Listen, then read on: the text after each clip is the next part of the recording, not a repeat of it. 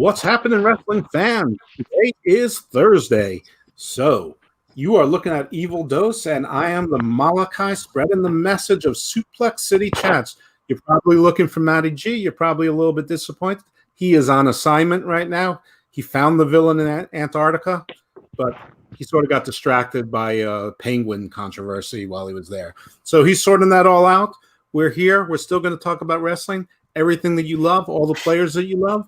So let's start with no further ado, and let's start with our neighborhood villain. Villain, talk to us. Hey, what's up, man? This was a good week of, well, yeah, it was a good Wednesday of wrestling. That's for damn sure. Surprising. Yeah, I can't wait to talk about it, man. Can't wait to see everybody else on here, and we can talk about the wrestling. All right. Next, we're going to the man, the myth, the legend. Apparently, he's one half of the B-Boys, the Dudley Boys, JB3. Yo, what's up, everybody? Just want to talk about some wrestling. We had a big night last night. A lot of people watched. We looked at the numbers. It was pretty high, a little bit higher than normal. So some good shows, and we're ready to break them down.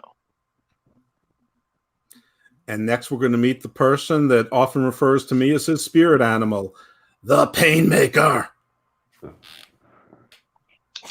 Oh, I'm sorry. Were you done? Wake up, Jeff.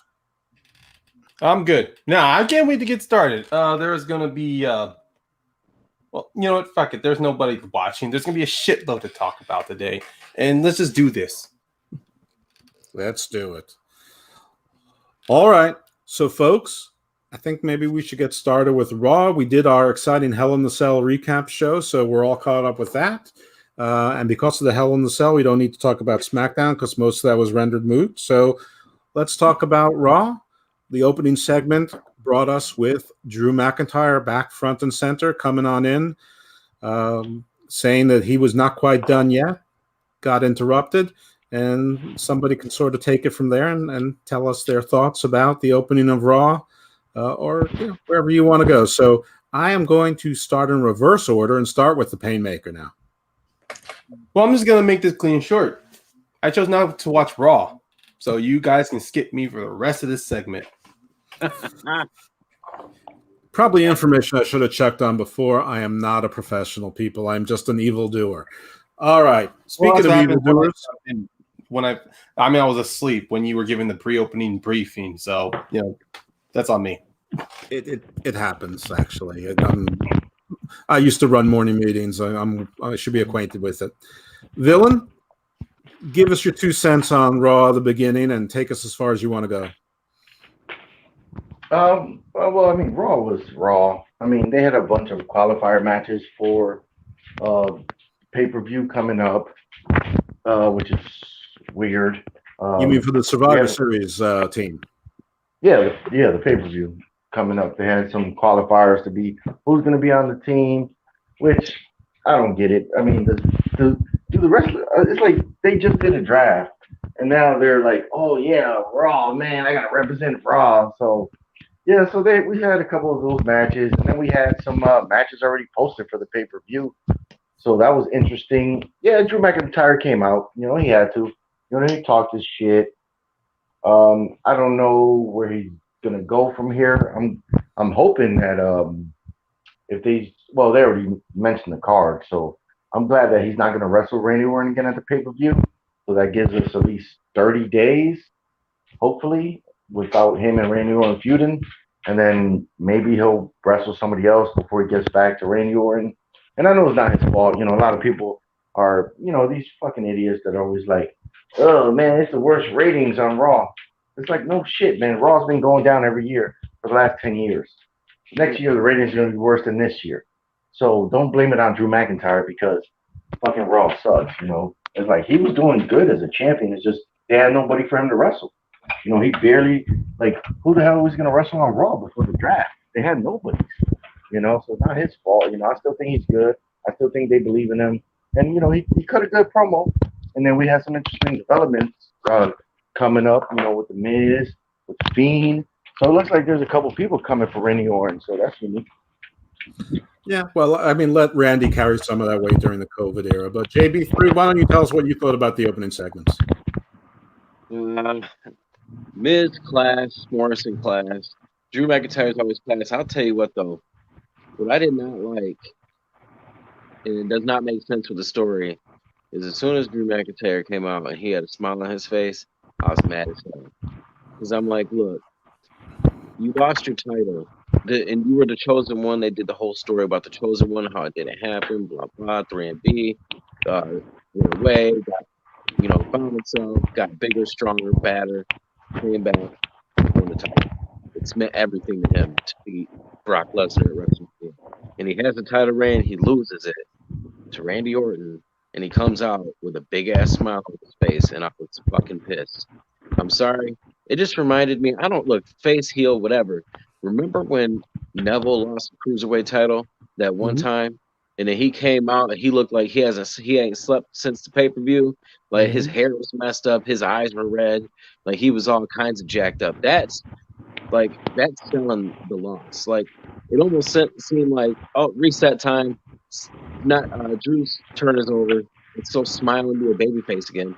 Just wasn't a fan of that. And he was power walking and wasn't even gripping his ribs. There was no tape around him. There was no grimace. So, you were not the only one who caught on to that, but you were the first one who said it here. So kudos to you, but you're absolutely right with that. And then we got the uninspired, usual Miz and Morrison comedy routine. Does anybody know, does Randy Orton have a match set for Survivor Series yet? I mean, I know what we all suspect. Against Roman Reigns. It is against Roman Reigns. Okay. Survivor Series is their brand versus brand pay-per-view now. Which is weird. I mean, they've done that for a while, but it's official. It's official now. Yeah, it don't make no sense. That should be Clash of Champions. The name says it for itself. Clash of Champions. But no, they save it for Survivor Series. So we know that Drew will probably be the captain of Team Raw, right? Run, tell that. Well, who knows? Oh, golly. Tell him, villain. That's all I'm going to say. It don't make no damn sense. But that's simple shit that WWE, but they always use Survivor Series like that. They should, I don't know. Yeah, but yeah. Big ass elimination tournament. So we had a couple of elimination matches. We had 3 elimination matches to make up the Raw Survivor Series team. It was AJ Styles against Matt Riddle was one of the matches. So anybody have any comments on that one? I do. Go ahead. I'm not really a fan of Matt Riddle losing. However, I'm not really disliking it either. And Sheamus and Riddle, oh God, I can't believe I have to say that now. I don't have to. I know it's Matt Riddle.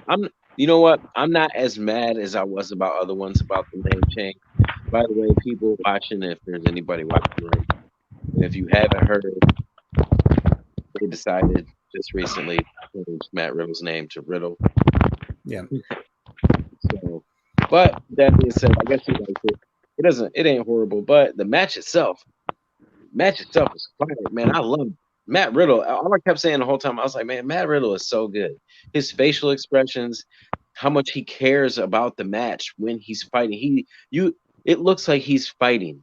It always looks like he is fighting every single time. And then Sheamus, ever since he came back, I've been impressed with everything Sheamus has been doing. Sheamus, and look, I know people say Matt Riddle can't lose, but if he loses to Sheamus and Sheamus is on his back with him after the count, after the pin, and they're both laying out, I'm okay with that. They both went to war. Sheamus is the veteran. He's not no punk. He's big. He's bad. He got the victory. And look, when after the bro kick, he fell on top of him, just done. Like after that move, he just let it fall. He just had the fall him. It wasn't no power pin with a tongue out, none of that. It was just like he was in a battle. He sold it, and Matt Riddle sold it too. I love that match. Yeah, agreed. I'm sorry, folks. I said AJ Styles and Matt Riddle. It was Sheamus and Matt Riddle. For those who didn't pick up on that, my bad. I think Villain already talked about that match. But AJ Styles did he face Matt Hardy? Was that that match? Yes. I mean, yes. Jeff Hardy. Jeff Hardy. I'm sorry. I've got Matt on the mind, obviously. And that was the distraction. And Elias is the only person in the world who still thinks Jeff Hardy ran him over, even though the guy who probably ran him over is also on the same brand. So AJ gets the win over Jeff with a distraction that took forever and another guitar shot. So, I mean, if anybody has anything they want to add to that, raise their hand. Yeah, I didn't think so. Any other highlights? There was a third qualifying match. Those. I did see in the highlights from I read an article, it was Keith Lee versus Elias. Yeah, that's the one. And Keith Lee won with Jeff Hardy's music distracting him and playing for too long. The internet, of course, went crazy thinking Keith Lee didn't win good enough, but he did win with a pin. So I don't know if anybody wants to talk about that one much. Villain, you have anything to say on that one? You know, I guess they're still trying to.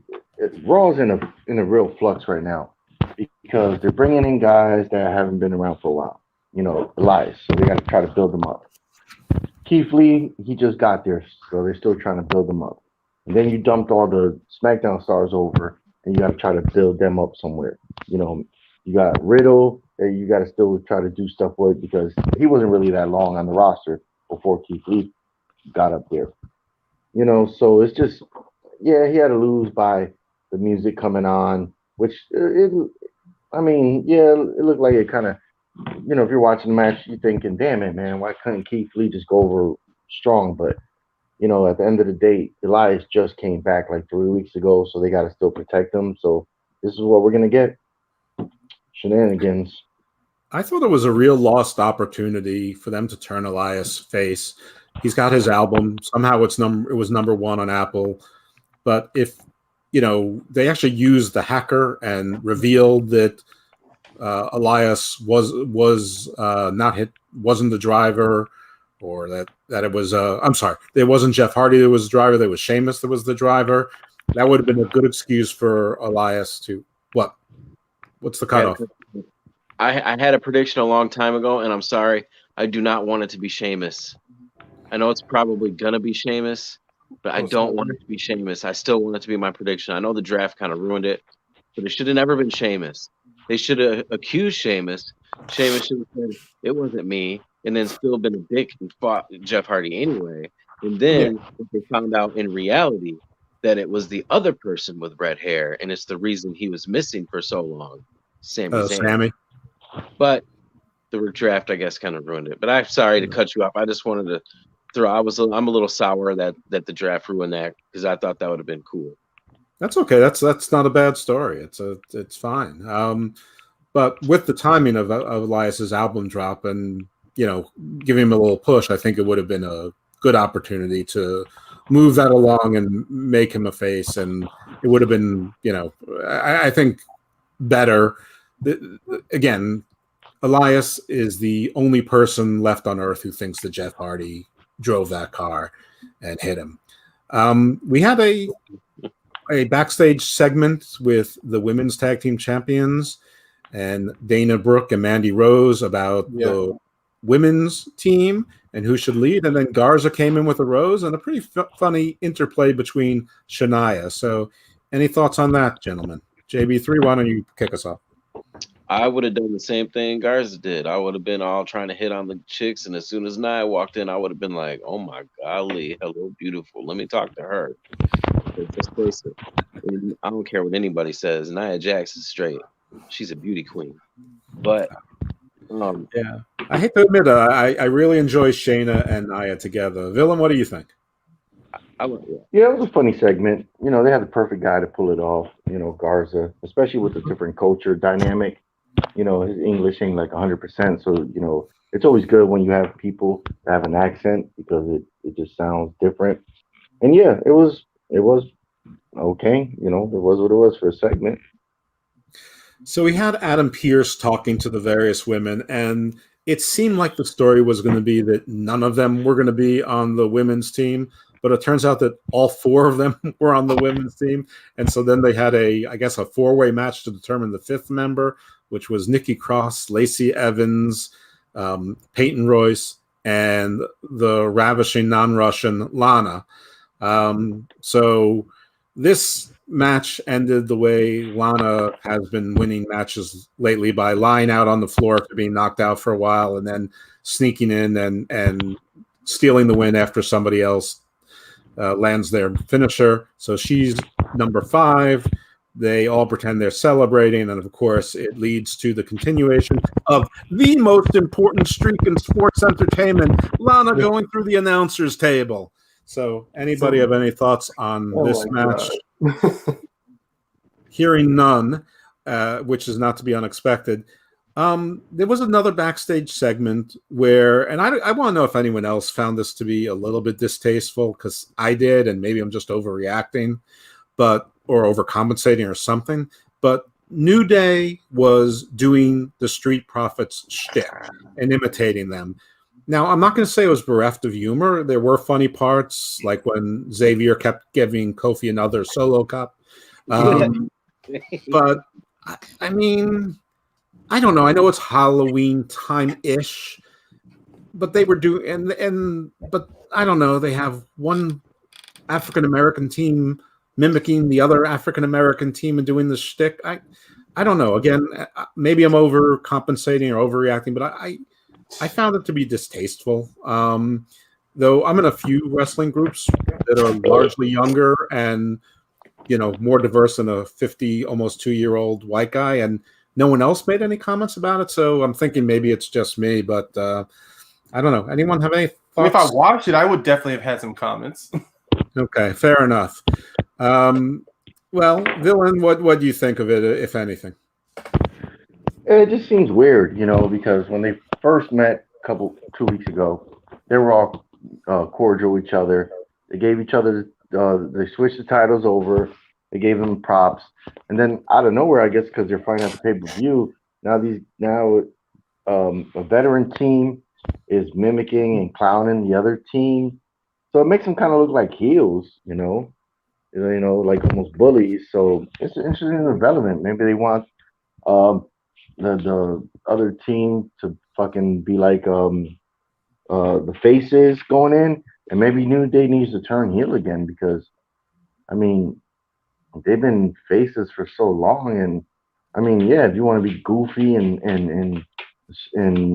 jokey and smiling, I guess you're always going to be in the tag team division. So yeah, I mean, if you want to be taken seriously and move up the rankings, which I guess they never will again, maybe in 5 years when they're 50, maybe Kofi will get another shot at the heavyweight title. But yeah, it was just something to try to get heat on them against the Street Profits. So yeah. JB3, any thoughts on it? Yeah.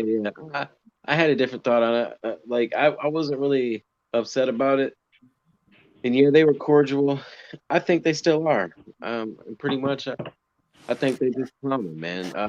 It's gonna set up Friday, and I'm curious to see who's gonna play Kofi and who's gonna play Woods, and I'm curious who they're gonna get to play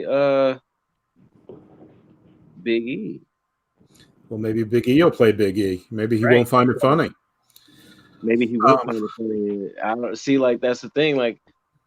That's gonna be maybe they'll try to talk to Big E and they'll try to do it in front of Big E, and then Big E would be like, I don't know. So it's interesting, but I think it's all gonna still be okay. Like they're just gonna play it off as they like, man, we just playing. It's fun time. It's fun games.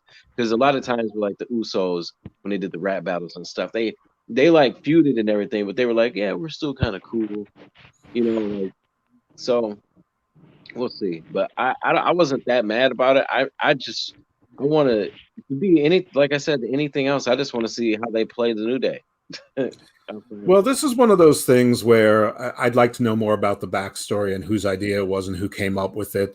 I agree with you, JB3, that I don't think it was so heelish. It was just clownish. I think they were just having fun like the New Day does, and that's the way they get into people's heads. And I don't think it was necessarily going to be heel versus heel. And if this was the New Day's idea or the Street Profits idea, or both their idea, I get, who am I to have a problem with it? I just thought it was a little, I don't know. I found it to be racist, or at least potentially racist, but I don't know enough information. I will say one positive thing about this show probably was by omission. I don't necessarily feel this way, but I feel like the entire IWC was relieved that the fifth member of the Raw women's team wasn't the surprise captain or returning Charlotte, because I sort of thought that's what was going to happen, and it didn't. And I don't think I was the only one who was sort of thought that was going to be the case, but I think I was one of the only people that wasn't dreading it if it did happen. So that did not happen, and I guess she's still out for a spell. There were a couple of other segments here. There was Retribution losing again in an elimination match with Retribution. I don't think we need to go blow by blow and who got who out, but it ended with Cedric and Ali. I don't think Shelton was eliminated yet, but he was sort of out of the action. And then he came back, and Ali basically ran away. But it's so they lost again. But the real part that people remember is earlier in the night where Mia Yim, like, what's her name? Revelation or Reckoning. I think that's Reckoning. That's her Retribution character. Yes, her Retribution name. I'm sorry, I can't remember that name, and hopefully I won't have to remember it much longer. But she did it looked like she was having withdrawal and then the seizure in the ring. It was terrible. She then later said that no, she would never make fun of a medical condition and that she was doing a possession. I don't know what horror movie she saw with possessions. It didn't look like that to me, but whatever it was was pretty piss poor. So the burial of someone shared a clip of that with me, and I thought she must have been watching some old episodes of That's So Raven, because that looked terrible. Yeah, she looked like someone who was trying to be psychic, having a vision. yeah. The Painmaker's right, and the banner below that says "trash" is correct. This was trash, and at this point, I am leaning into Retribution being just a comedy gag, and just let the bulldozer keep burying them. All they need is a character named Backhoe. JB3, you have any thoughts on the Hurt Business and Retribution? Negative. I don't blame you. Villain? Yeah, I mean, Hurt Business keeps beating them, so I don't understand this shit. Ever since they got their contracts, I guess they rested on their laurels. They're not breaking shit up. They're not beating up the fucking television operating room. They're not spray painting anymore. No more property damage. They're just coming in, getting dressed, and losing matches. The whole possession thing didn't make any sense at all, because that just came out of left field. Because are these supernatural characters? Because I missed that. They've never hinted at that. And then I know some people are like, oh, you're supposed to be like looking like some overdose, but then she'll get flagged. So no. So you just and then it could have been a seizure. So she just jumps in the ring. The ref ain't even noticing it, and then she's doing some weird shit. Like, WWE has money. I mean, they could have darkened the lights, maybe had some strings on her clothes and had her like float in the air, and shaking, and then her business could have looked up like, oh my God, what's going on? Then one of the Retribution guys could have got like a quick roll up victory pin, and then that would have been made more sense than what the fuck we seen, because this was one of the worst things I've seen in 2020 in wrestling. Right. It wasn't even a distraction where they used it significantly to their advantage. It's almost like they were pointing at it like it was a prank and then let the match start. I mean, they're so anarchist. They sign contracts. They set up stipulations that MVP controls generally in regular traditional matches. And apparently they, now that they have contracts and they're a real deal, they let go of 16 of their other guys and gals. So they're cutting costs just like a real company. Of the match for the most part. So all I really want to happen in this one would be some new member of the Hurt Business to have clocked Ali while he was trying to get away, whether it be Titus O'Neil after his beatdown or Daba Kato pretending to be a member of Retribution with a mask or something. But anyway, nothing happened with that. So enough talking about it. Our final segment was Drew McIntyre and Randy Orton. Randy Orton was doing one of his promos. It was sort of droning on. Just to cut to the cut, Randy Orton was walking away from Drew after a fight where Drew was getting the best of him, and then the lights go out and the red lights come on, and you hear the Fiend music, and they cut the camera pans above Randy's shoulder, behind Randy's shoulder, and the Fiend is standing behind him with I think Alexa was there too, cutting him off as if him and Drew had planned it. So setting up, what Matty G predicted, a feud between the Fiend and Orton at some point, though Orton has a match against Roman at Survivor Series, but I guess we have a few weeks between now and then. During a moment of bliss, thank you, the banner below given to us by God. Again, I'm just the Malachi, but God speaks. Villain, you want to talk to us a little bit about this segment? It was, it was good because we don't really see this too much in WWE. They don't really show us one person feuding with multiple people or multiple people trying to chase one person. You never see that too often. So now, we still got the Miz out there sneaking around with the Money in the Bank. And then now you have the Fiend showing up, Randy Orton getting the hell out of the ring. Or, no, Randy Orton was trying to escape, but the Fiend was there. So he was like, shit, what do I got to do? Do I go through hell, or do I take my chances with Drew? Took his chances with Drew, and then he got his ass whooped. So, yeah, it was a good ending. It just kind of shows that there's a lot of avenues they could go right now with the heavyweight division, and that's what they need. They need more people in the heavyweight division. I don't know where Braun Strowman is. He's isn't he on Raw? Yeah, I guess that. Yeah, he was not on. Yeah, not on at all. So yeah, this is interesting. We'll see who else they put in the mix in there. But yeah, this was Randy Orton needs to do stuff. He's been great this year, and for him to be having all this things going on, just furthers the storyline, and Randy Orton's a good person to do that with. So yeah, it was cool. Oh yeah, well, the American viewing audience did not see this live nobody anyway. cares about stabbing. But apparently, Drew stabbed Randy in the eye with a pencil or a pen as the show went off the air in other markets. Let's read off the Survivor Series card as we know it right now. It's going to be champion versus champion, Roman Reigns taking on Randy Orton. The Street Profits versus The New Day. Asuka versus Sasha Banks, and Bobby Lashley and Sami Zayn. Obviously, we're going to have the Raw team versus the Smackdown team. We know 3 members of the Raw team.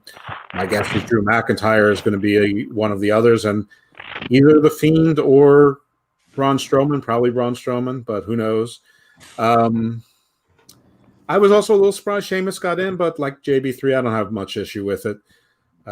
We don't know who's going to be on the SmackDown team as of yet, but we did learn that Tucker got traded back to SmackDown, now retrofitting his turn to make sense. No, he's still on Raw. No, he's on Raw. That was a mistake. That was a mistake.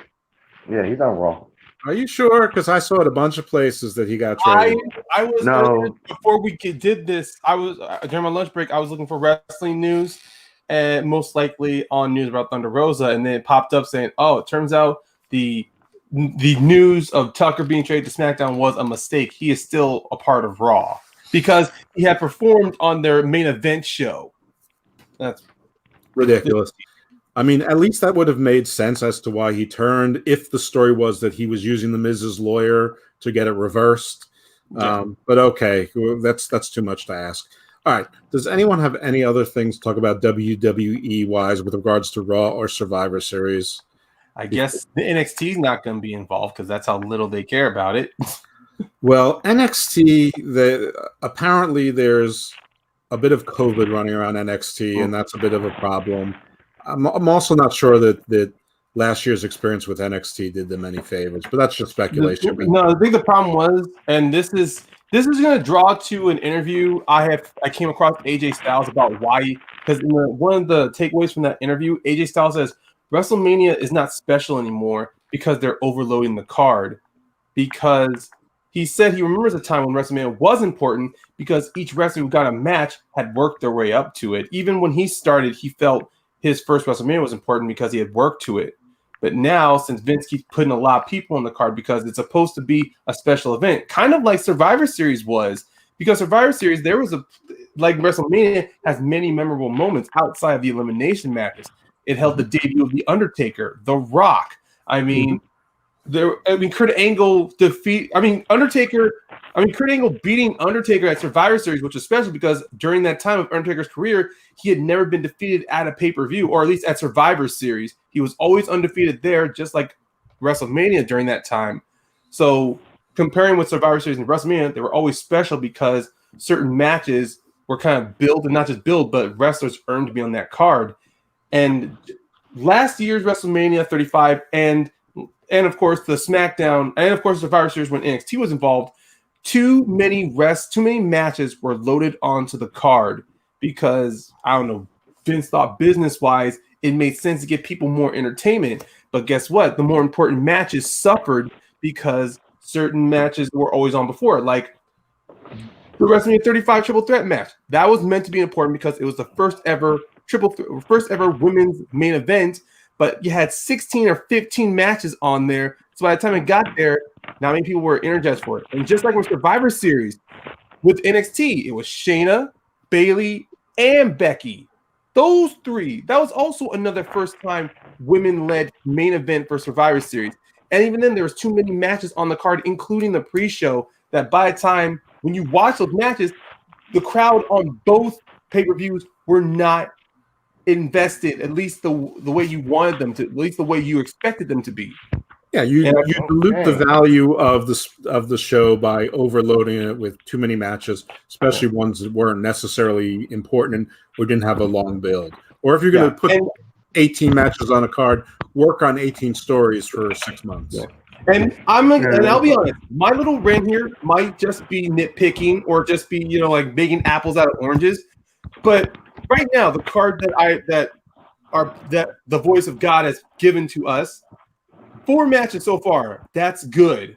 Don't try to overload it because Survivor Series is just like a couple weeks away now. If we see by the time that we get to Survivor Series and we got 11 matches on a card, then some matches are not going to matter. Yeah, and just like a 4-hour show is much more enjoyable than a 12-hour show. Yeah, or if it was going to be a 2-hour show with maybe 6 matches on a card, at least certain matches would have their importance and certain builds to them to make it worth the time investing. I was talking too much, Valen. You look like you wanted to say something. No, I don't know. I know you got the rant from AJ Styles, I guess, or AJ Styles mentioned it, and that's where you got this whole rant from. Trying to sound like. Anyway, AJ Styles, he can talk the shit he wants, but you already said some shit that discredited the whole argument. AJ Styles saying, "Oh, when I first got to WWE, WrestleMania was important, because it built up to my match." He's only been there 3 fucking years. So now there's so many matches on WrestleMania, it don't feel like it's big time no more. It don't make no damn sense. But like I said, I don't know where else you're going with it, but that's all I want to say. AJ Styles, he's a flip-flopper.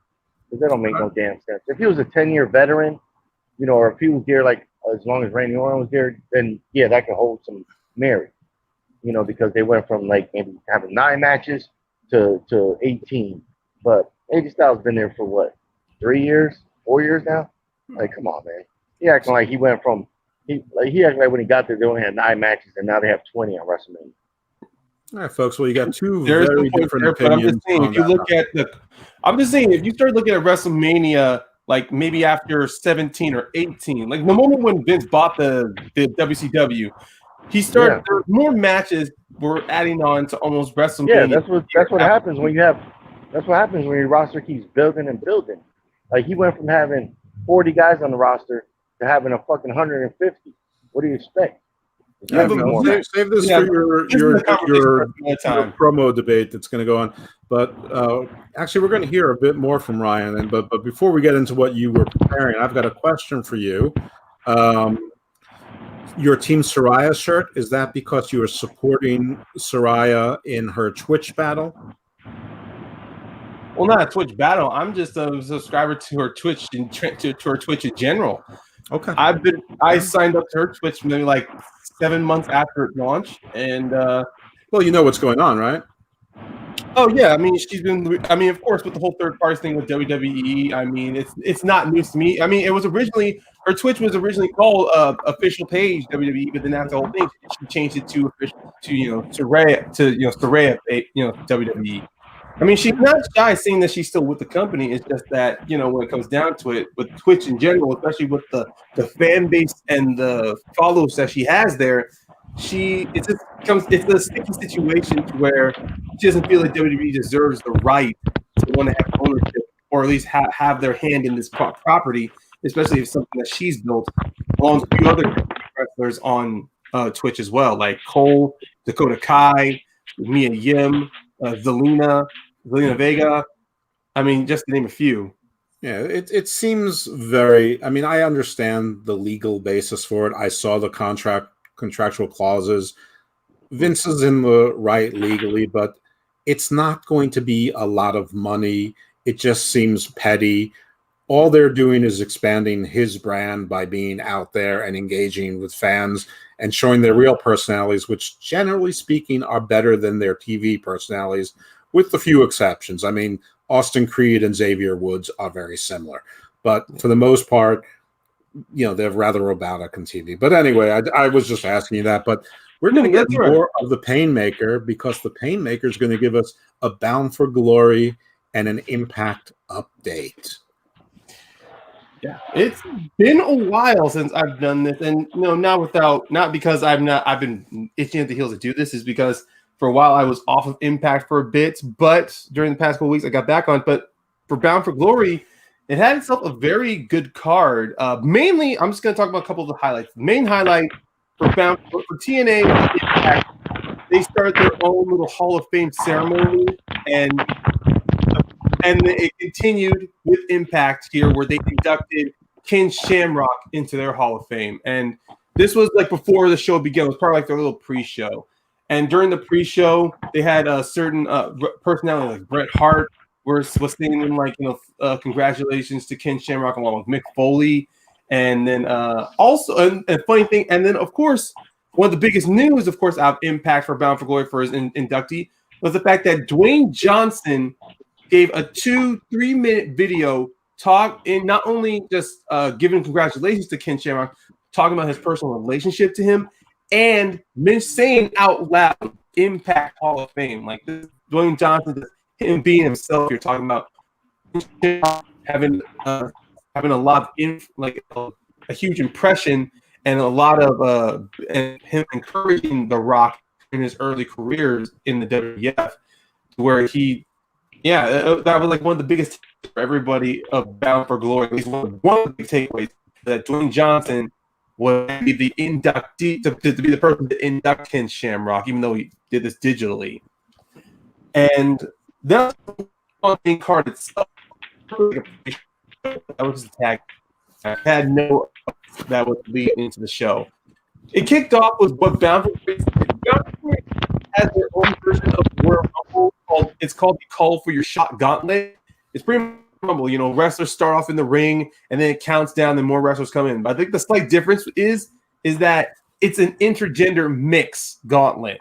So the women of the division can also, if the women of the division win, they can challenge not just for the championship, but pretty much any title at their hands too, because they had such women in there like Jessica Havoc, who is more of a let's say an Awesome Kong size, and then there's also had Valkyrie and also Jordan Grace. Oh, Jordan Grace wasn't a part of it, but the gauntlet was meant to be important because it's to solidify to every wrestler that once you win, any championship is on the line. And there was a few notable moments, mainly with an old Impact wrestler, James Storm, who is most notable with his partnership with Bobby Roode.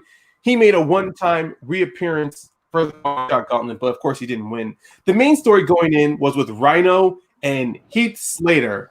Rhino, Heath being the free agent, had this ongoing storyline that if he just to get a job, become part of the Impact roster.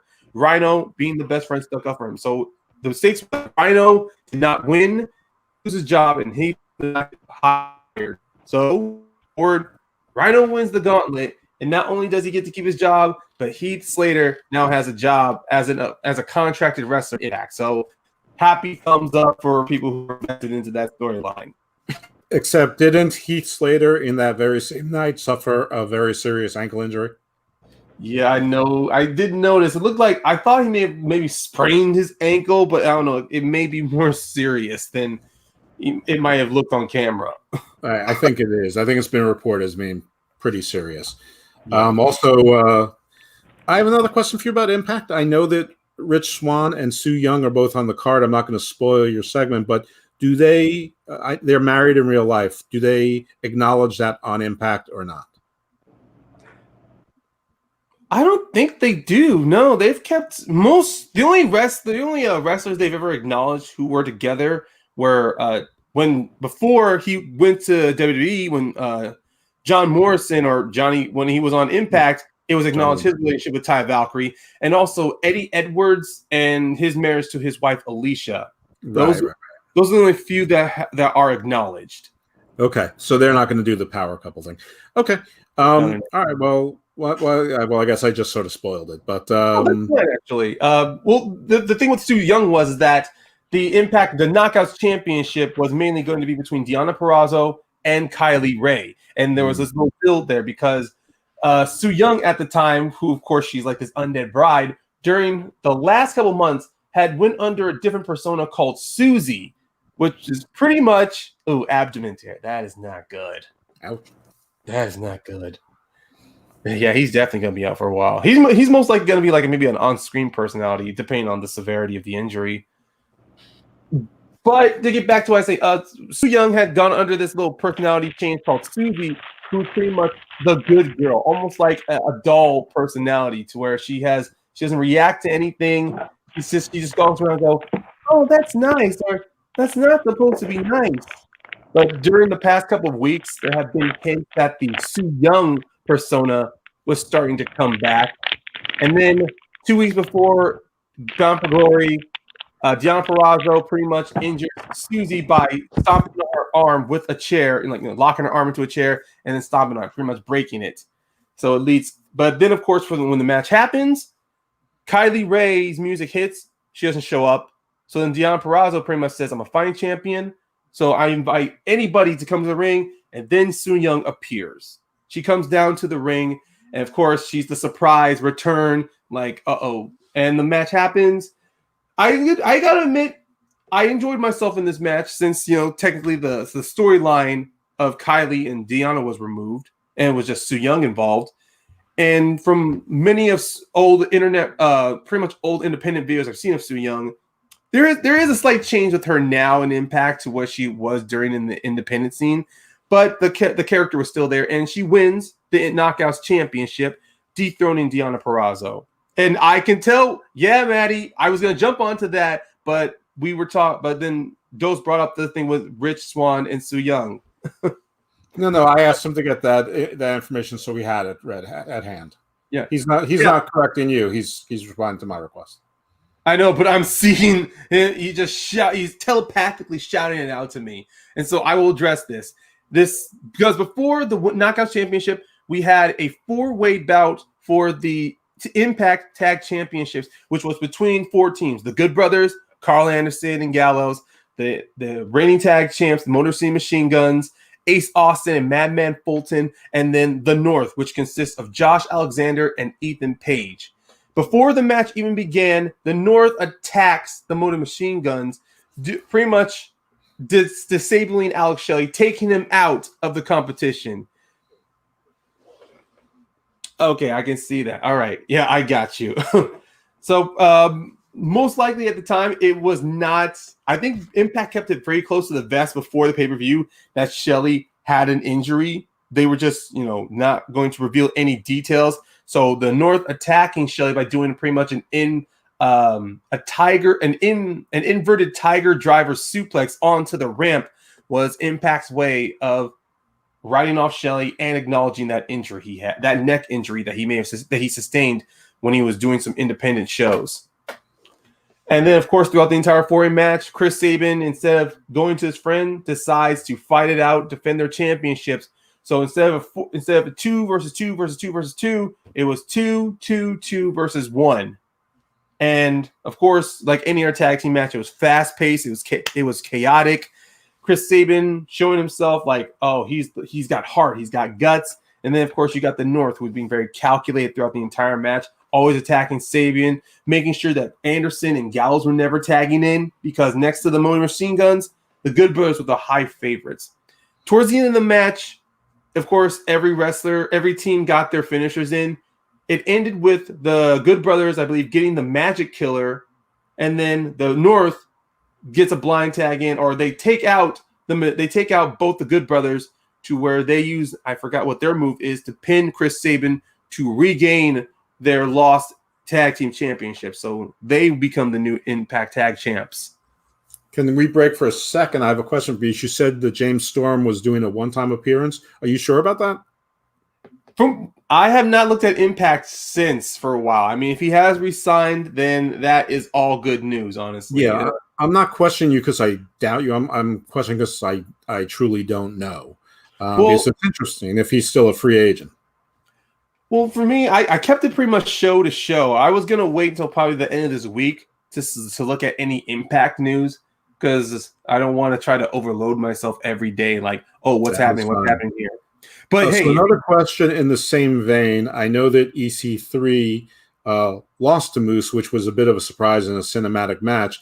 Yeah. So do you know if EC3, if his arc is done, because he's also on Ring of Honor, or is he just going to work both companies and maybe others as well?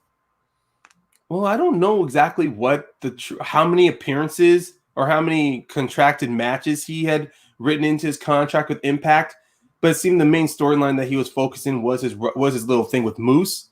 Mm-hmm. And to be honest, this does feel like this is the end of it. So it is uncertain. And the way the whole match was that EC3 wanted Moose to not be the self prima donna, but to be a killer.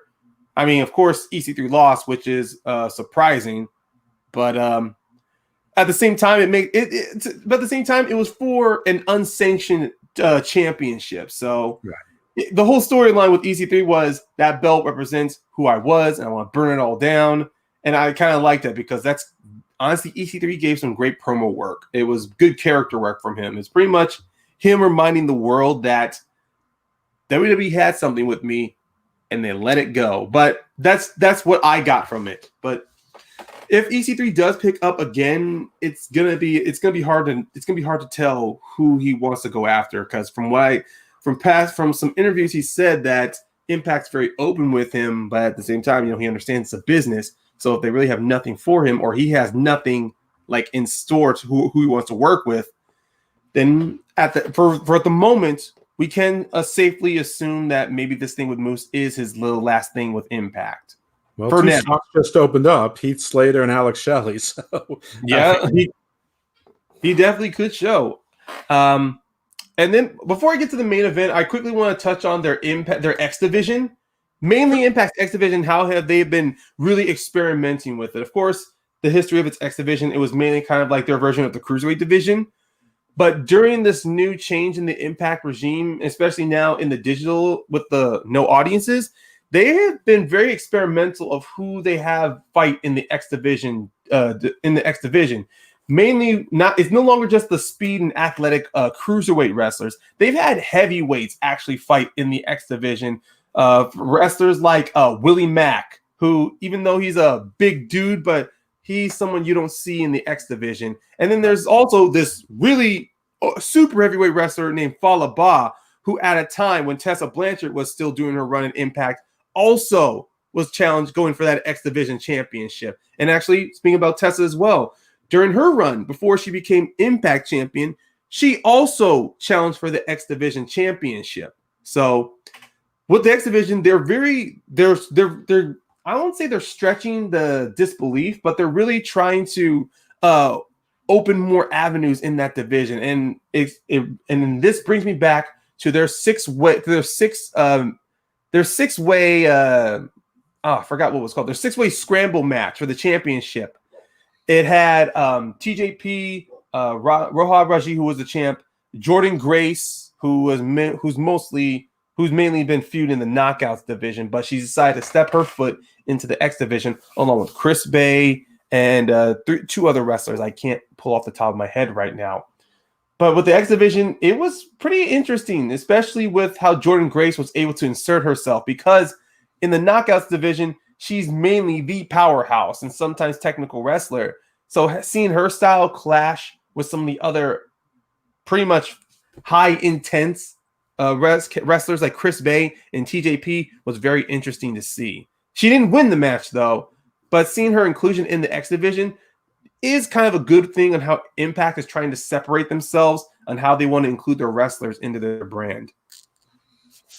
Okay. And what about the main event? We have the title match with Eric Young and Rich Swann, right? Yeah, Eric Young, Rich Swann. That was definitely a storyline that was months. They built that since I think Slammiversary, when Eric Young returned to Impact for the first after being let go, attacks Rich Swann, puts him on the injury list, and then creates this angle to where Rich Swann had to retire because, kayfabe, he thought that he was not going to wrestle anymore. Then they work his story where he's sitting at home recuperating. He's sick of it. And so he goes to the Impact management and says, please let me wrestle again. And then he gets his opportunity to play him, because in the storyline wise, when Eric Young came back, only Rich Swann was the person to defeat him. Since Eric Young returned, nobody has pinned him or submitted him.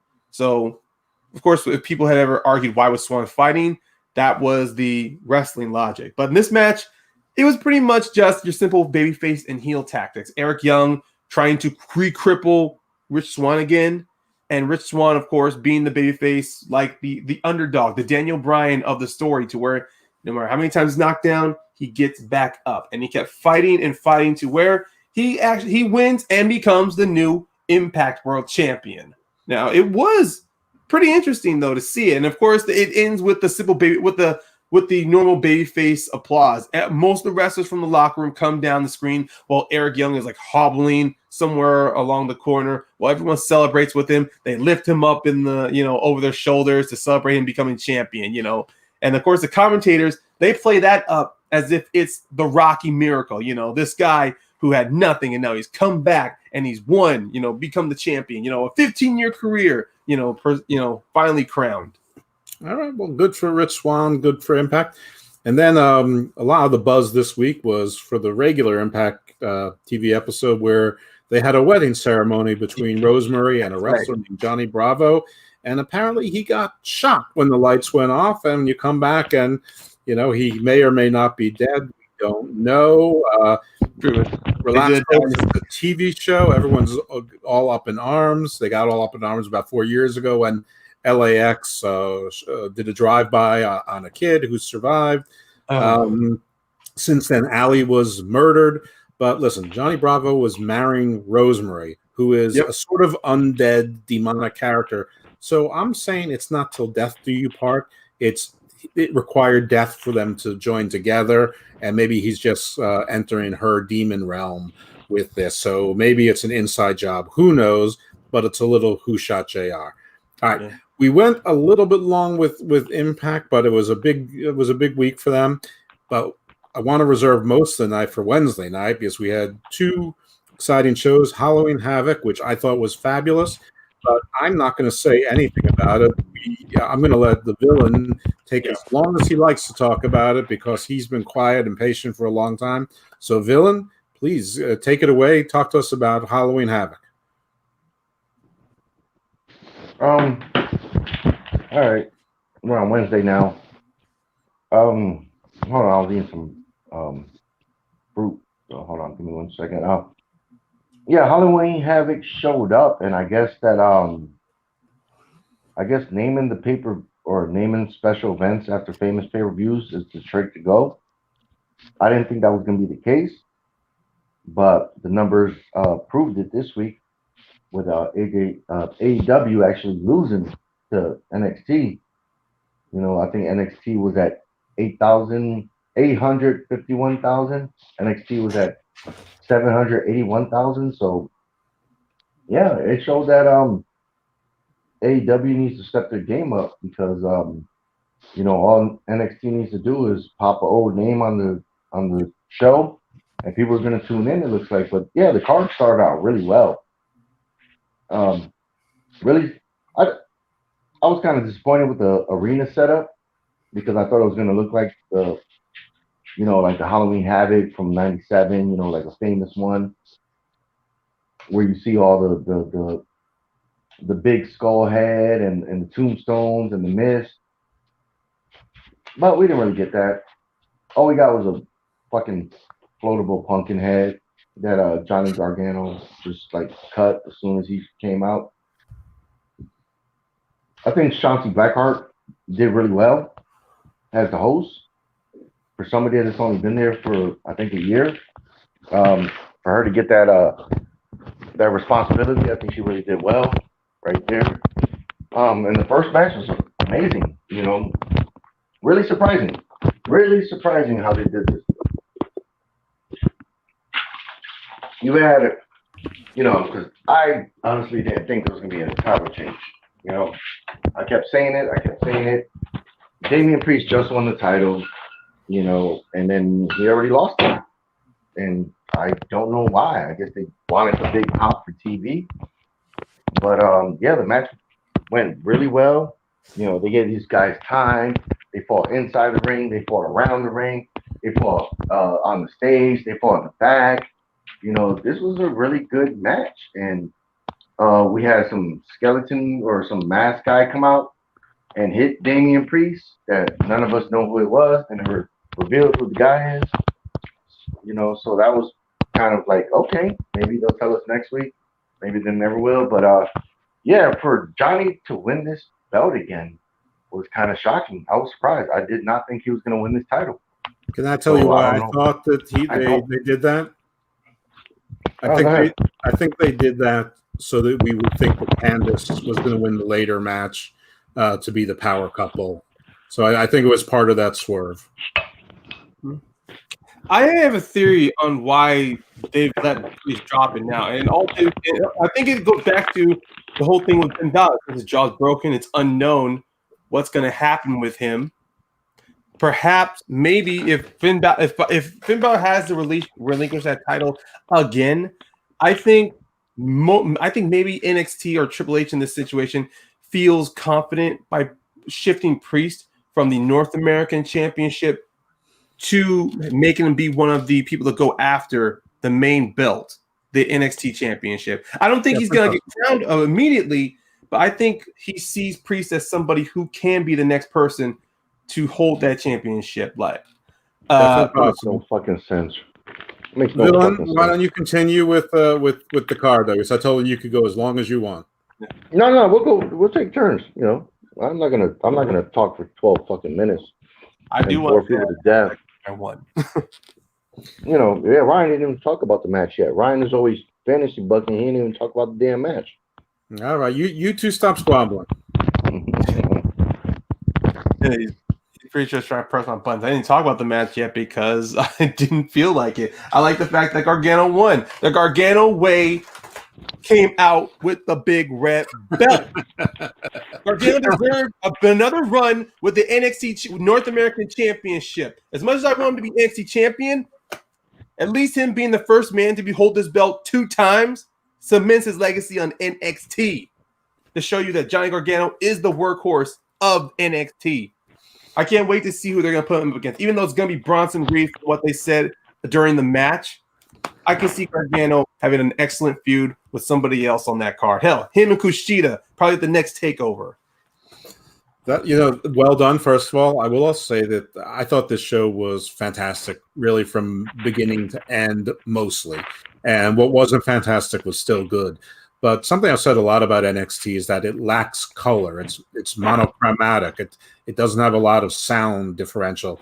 Well, because it was Halloween Havoc, they had the developmental talent in costumes. They had all the decorations. They had some live music. They had the dry ice smoke, or a lot of lighting, and it really made it a much easier experience to watch. I think the matches were great also, and there was some, and the build up to the story was good. But one of the things that suffers when you watch NXT and you flip back and forth from NXT to Dynamite is that NXT is basically dark and dingy, and Dynamite is colorful, and I think that has an impact. At least it does on me. I don't remember the order of the matches necessarily, but I mean, I want to talk about the Haunted House match because, first of all, you have Cameron Grimes walk out and he runs into Doc Hendricks. So, of course, I always think Cameron Grimes looks like gorgeous Jimmy Garvin. So I was waiting for a Freebirds reunion there. But I'm not a big Cameron Grimes fan, but I think that he was perfect for this role, and he was pretty funny in it. But Dexter Lumis was amazing in this. I thought the whole match was, I think it was good, campy wrestling fun, not quite as crazy as Firefly Funhouse, but maybe crazier than the Boneyard match. We did have zombies, which was pretty awesome. People were saying zombies, that's crazy. Well, we've had zombies since at least 1990. So I don't know what people are getting upset about that for, though. When they came back to the Capitol Wrestling Center, they seemed like they were dancers and cats, not zombies. But that's my only really nitpicky complaint. But Dexter Lumis plays this role amazing. Won the match, and I thought it was a whole lot of fun. So, Villain, back to you. Yeah, I agree with you with the whole look, aesthetics of NXT. It always looks like a house show, like something, your local neighborhood wrestling show that, if you have one around. It's just dark and dingy. And when you go to AEW, it just looks like a better produced show, the lighting, the staging. Everything just makes it feel more big time. But NXT was just a lot more fun this week. And yeah, it's weird because Cameron Grimes, I don't love this guy. Even when he was on in the Impact, he would just always look at, he was an X Division guy over there. He's a nasty beard, a dirty hair looking guy, hair on his chest. But then when he went to NXT, he was beating the shit out of people like really quickly. Like they were building him strong. And then now to have him kind of like, putting more personality, showing him like vulnerable, like, oh my God, I'm so scared and running and all that. I don't know. I don't know what they're doing with him because when he first got to NXT, if I'm not mistaken, he was kind of a serious guy. Like he just went in the ring, beat the shit out of people and got the win. He had the little vest on, the little top hat. And then now, him being this cowardly guy, and Dexter Lumis is always great. I'm glad he's scared of ghosts. He was scared of haunted things. They set that up, okay? Yeah. So, but yeah, this was different. Sometimes you got to do something different and see how it goes. And I amend them for that. Because hey, they tried something different and it was fun to watch. I'm not one of those people that was gonna be like, oh, this is not my wrestling. It's like Jesus Christ, dude. Like wrestling is a show. You can have anything on a show. You can have singing, you can have dancing, you can have waterworks, you can have drama, you can have laughter, you can have emotions, you can have hard hitting. It's all, so yeah, this was all right. Paymaker, what did you think about the Haunted House? I mean, yeah, Cameron Grimes, he goes back and forth on me. I think when he works on certain shows, he works. But other than that, him constantly just going, I'm Cameron Grimes! Cameron Grimes! It gets grating a little bit. I mean, look, I'll be honest. The way he wrestles in the ring is amazing. How he's able to use the fact that a standing double foot stomp with Kevin, how they're able to book that move to be able to be used as a finisher, especially against guys of the size of Dexter Lumis, Keith Lee, and Bronson Reed. The fact he's able to actually do something like that is amazing. And honestly, his character, it fit perfectly for this match, honestly.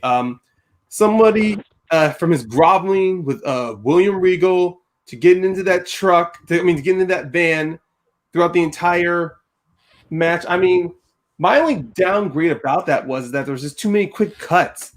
If there was just more better lingering shots on like the House of Terror itself, I don't know. I guess execution-wise, it could have been a little better, but it still didn't take away my enjoyment of the match. Cameron Grimes, he sold every little bit of it, and they Dexter many more Loomis fucking cigarettes you been sparingly. smoking? What? I don't know what he said. Just Yeah. keep on going.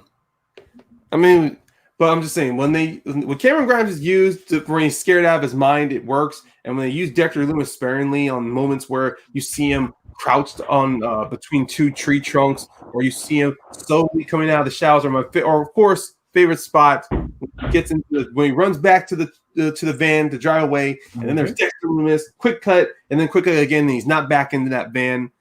I think that's when it works the best. But Great. I felt it should have ended at that house because when it went back to the NXT ring, they did the whole thing where it was the end. And I thought the haunted house was supposed to be separate of the venue itself because then once you get Bennett and when you got Stu Bennett, Vic Joseph, and Beth Phoenix starting to get involved in commentary, it blurred that line a little bit. I thought this match would at least be the one like out of I don't know, that one little blurred line, the one match that with blurred lines between the NXT match and Halloween Havoc though, because they were jumping back and forth between Halloween Havoc matches and then regular NXT matches. So yeah, that's a fair point. I would have liked for the zombies to have stayed in the haunted house, but at least once they have them in the NXT ring, they should have at least acted like zombies instead of backup dancers at the Lion King or whatever. But all right, enough about that. There was another segment. I'm not sure if we're going in exactly the right order. I've probably said that 10 times already. That's okay. We've got the team of Drake Maverick and Killian Dane, and everyone here on the show has enjoyed them, with the exception of me. Now, last week I sort of liked it a little bit, starting to grow on me. Last night, Drake Maverick's doing a Hulk Hogan act. He's calling the interviewer, I think it's Mackenzie, Mean Gene. He brings out, Killian Dane comes out, first the Yeti and the Giant Gonzalez give him like they're going to smush him, almost like the best friends group hug, and he's like, and then Killian Dane comes out dressed like the Shockmaster, but he won't trip, and then Spud puts it on his head and he trips, and Killian Dane goes, he fell on his arse. I don't know. It was silly and it was dumb, and the whole thing worked for me. I don't know. The whole thing, even before the Yeti and that stuff, I mean, the whole Gene, listen to me, brother. I mean, we all know Hulk Hogan is no longer someone that we remember from our childhood. He's ruined that in the real world. But I still thought that the whole thing was funny, and I don't know. It worked for me. I love the Shockmaster callback. I don't know. This, probably taking too much time for this segment, but it cracked me up, and I felt like since I was the lagging indicator on this team, that I should fess up to say that, hey, at least I like this part of it. So, any other thoughts on this segment, or if I missed a segment? To fill that in. I thought it was funny as shit. Oh shit! Hold on. All right, good man. Goddamn headphones. Yeah, I thought this was funny too. This was really interesting. God damn it! Sorry, man. Freaking headphones just keep popping off. You're an adventure tonight. It's the freaking headphones, man. One of them I broke yesterday, so it has no sound. One of the things popped off, so when I opened it up, try to put it back together, I'm like, oh shit, one of the wires broke. So anyway, so only one works. But yeah, this was what I expect Drake Maverick and Killian Dane to be doing. Kind of weird, not really weird, because it's Halloween Havoc. You're gonna have everybody's dressing up, everybody's doing some stuff, and this was just a funny callback because I don't know if that match actually happened at Halloween Havoc. The whole Yeti thing. Was that 95? What did that happen at Halloween? Somewhere mid-90s, yeah. I don't think it was an actual match. It was just like a little gimmick in the angle with Hogan. And no, I'm talking about the Hogan and Giant match happened, man. That was the Monster Truck match, and then they had the match, and that's when the Giant beer hugged him and the Yeti came out. But the Shockmaster was way before that. But yeah, this was funny. this was funny. Like I said, Drake Maverick, he's a funny guy. He came out dressed as Hollywood. And then, you have some guy dressed as a giant. You have some guy dressed as Yeti. Even the commentary guy said, the Yeti. So they're having fun, and they need to do more of that if they want to separate themselves from Raw and SmackDown and figure out a good gel of what they want to do with their shows. And this was fun. For what it was fun. Good. I don't even think this went 3 minutes long. So, yeah. On a 2-hour show, this was perfect. Agreed. Paymaker, any thoughts? I enjoyed this too. I mean, it was quick. It was a nice breather after some of the matches that happened on NXT. And also, it's their reminder, Drake Maverick, he's good at what he does. I mean, he's a great entertainer. And now, and especially after last week with the whole Killian Dane is now like warming up to Drake, I still like how they're not 100% team yet. And I do like how Drake was trying to do the old classics.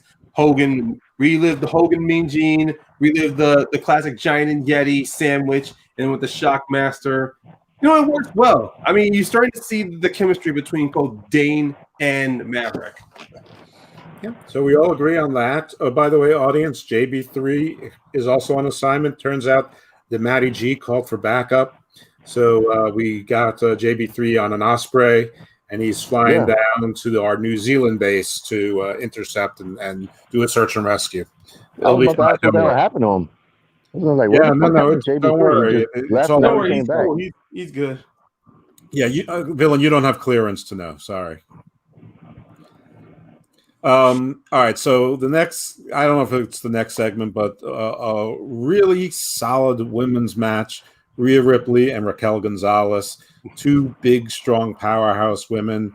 Rhea Ripley has got her mojo back. It was sort of that, she looked strong. Then they thought Charlotte was going to add something to NXT that obviously didn't work. And then COVID hit, and then there was a bunch of stumbles, and then maybe she was going to feud with Mercedes Martinez, and we're not really sure what's going on with Mercedes. But the Raquel Gonzalez rivalry was always sort of lingering, and this is one thing that they did smart. Sort of how AEW has A stories and B stories often with characters. They always felt like they had two stories going with Rhea, maybe even three if you wanted to consider Charlotte one, even though she's been out for a while. So anyway, this was a really, really good match. Rhea Ripley won. She looks strong. Raquel looks tough. I mean, these are two women who look like they can be players on the main roster or any roster for 10 years in women's wrestling. So I thought this was a really good match. So let's go to the Rainmaker. I mean, the Painmaker, who also is a Rainmaker. He makes rain with his pain. So what are your thoughts here? I really enjoyed this match too. This match really was literally this definitely was the definition of a battle among an unstoppable force versus an immovable object. You see throughout this match, even though Rhea, of course, she's strong. We all know her history, but they did their damnedest to make sure that Raquel not only matched Rhea, but also can give the same amounts of punishment whenever they were clobbering strikes amongst each other. That's why I liked how throughout most of the match, one of the biggest challenges was which one can get the other to fall down first. Can Raquel knock Rhea on her ass, or can Rhea do the same thing to her? And they even did something surprising. They had Raquel dominate most of the match, though, when Rhea was taking most of the punishment. Having Raquel work on her back, having Raquel maybe do a couple of leg work, work on her abdomen, because for most of Rhea's power set moves, it requires her using at least her abdomen and her lower back, especially for the riptide. And of course, from what we saw in the match, her little submission where she arches, where she locks in the legs into like a reverse Texas cloverleaf, and then wrangles them in the air. You see that with Raquel working on that area, it shows that Raquel's not more than just a brute or a brutalizer. She actually can think 2 or 3 steps ahead.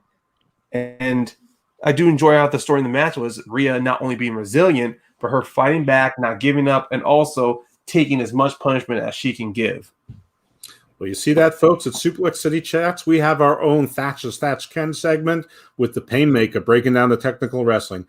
Villain, keep it real. Give us some real on this one. I thought this was a great match, man. It was, you had two women that were relatively tall for women. You had a heel dominating, classic wrestling 101. And then you had Rhea going over like she should be. Now she's on a trajectory to like advance to, get a title shot. I thought this was a great match. That's one thing I always liked about NXT is that they give their women a chance to breathe and give them time to have a good match. Sometimes they have a squash match here and there, but who doesn't? And Impact was always like that for me. When I used to watch TNA, they always gave the women a chance to breathe and let them, go in the ring and prove themselves. And this match was good. They told a good story. It was hard hitting. The moves looked really believable. It wasn't sluggish. Both women, for being as tall as they were fast, strong, and hell, man, this was good, man. I would love to see them fight again. Maybe next time a stipulation. Maybe a steel cage or some crazy shit. But yeah, this match was good. I feel you on that. All right, I think the segment I forgot, and because to me it was the low point of the show, that's not to say it was bad, because it wasn't, but Santos Escobar against Jake Atlas. Santos and Legado de Fantasma came out with the Muerte de la or Dias de la Muerte paint, sort of like an homage. It was sort of like that, but it was mainly an honor to Rey Mysterio in Halloween Havoc of his purple get up with a bit of the white and black mask. Oh, okay. Very because good. the commentators they made a point about that. And yeah, their face paint did have some Dias de los Muertos, but Santos Escobar's trunks was kind of like a bit of a mixture of honoring Rey. Well, given the week that we had with all the story, I thought it was a subtle call to Thunder Rosa, which may just be smoke. But anyway, this match was fine. It was good. These guys can work. There was a little bit of shenanigans, and the Legado fellas played into the finish, but Santos Escobar won. He beat Jake Atlas. I don't know if this feud will continue or not. There was no swerve into, insinuation into the match. So, I think it was a fine match. It felt like a regular NXT weekly match rather than a special show, which again, it was fine. I don't think it was particularly memorable, given and proven by the fact that I forgot it. Villain, you want to start us off in this one? Any thoughts on this match? Yeah, man, the fucking cruiserweight division is wasted on NXT. I could care less about anything in wrestling. The last thing I care about in wrestling is the cruiserweight division in WWE. NXT, like all these guys can go, yes, they could all wrestle, but everybody on every other roster could do the same goddamn moves. So none of these guys are separating themselves, and I'm just bored with it. I'm honestly bored. I care who wins, who loses. I don't even think the title's on the line. I think the other guy had the title, so it was whatever. To me, it was, yeah, they could flip. They could all flip. They could all do moves off the top rope, but none of them are really doing anything that's really keeping me entertained. Painmaker, up to you. I'm in the middle with this match, honestly, and I am of the same opinion. The cruiserweight division is faltering a little bit, not because of the limited wrestlers in that division, but mainly due to the fact that I think they lost what was special about the Cruiserweight Classic, was that the cruiserweights were more than just high flyers or high intense, fast-paced wrestlers. There was cruiserweights, and I mean air quotes, of a different kind in that match. You had your high flyers like Grand Metalik.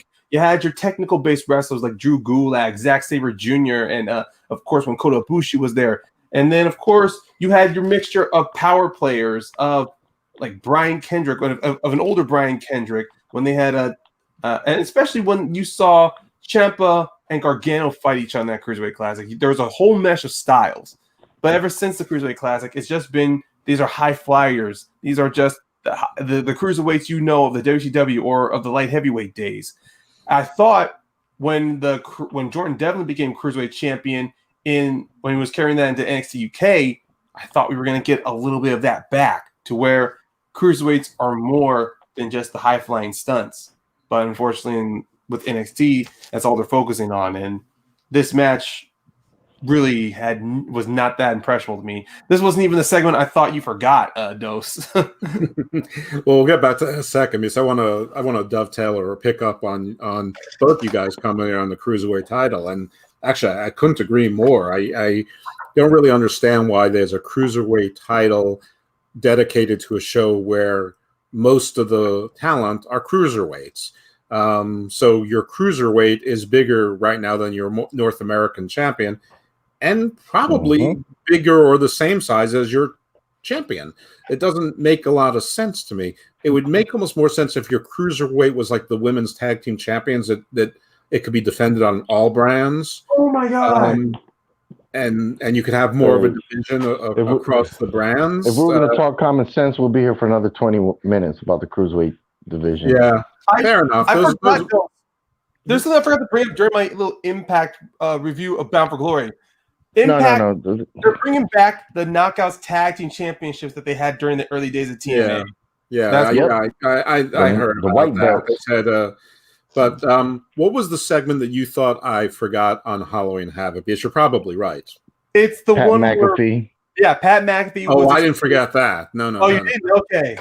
Definitely not. So that's a perfect segue. We're going to go straight into that. So what we had was Pat McAfee come in and cut a promo where he sort of tied everything together and explained the Ridge Holland thing and about the car and the injury, brought in Lorcan and Birch. He said that the money spent on Ridge Holland turned out to be a bad business decision.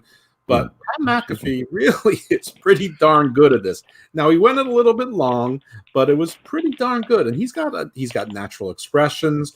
He tied it all together. I don't know if it's because they allowed him the freedom or somebody smart scripted it or whatever it is, but he did it well. He made Birch and Lorcan seem somewhat interesting. And then Kyle O'Reilly comes out and it looks like he's going to face them alone. And there's a pause. And then we hear music, and turns out it's the Broserweight. So Pete Dunne comes out with his hair in a bun. Somehow he got smaller, but he's shredded.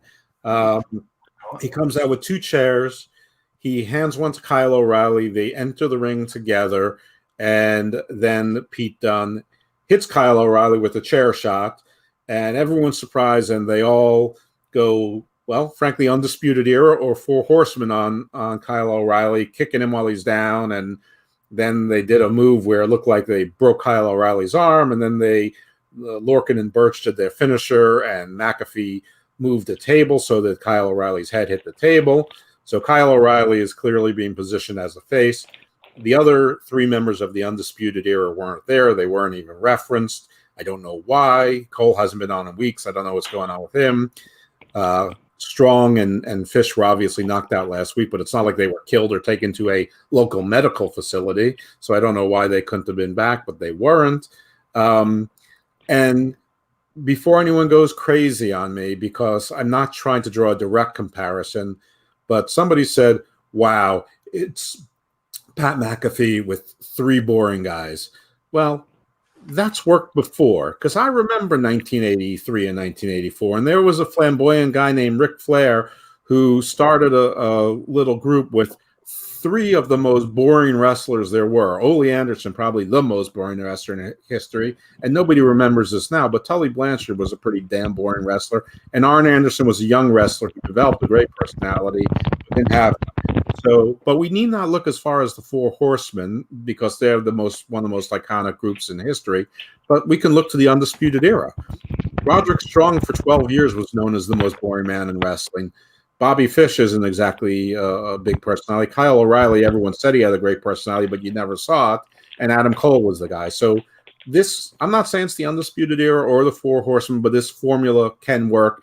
And all three of those guys all of a sudden feel a lot more important. But I thought this was a really good segment. I feel like I've talked too long on this. So, Villain, I know you know factions. I know you know kicking people while they're down. So lay the smack on us. Yeah, you know what? I'm as surprised as everybody else with Pat McAfee's performance. But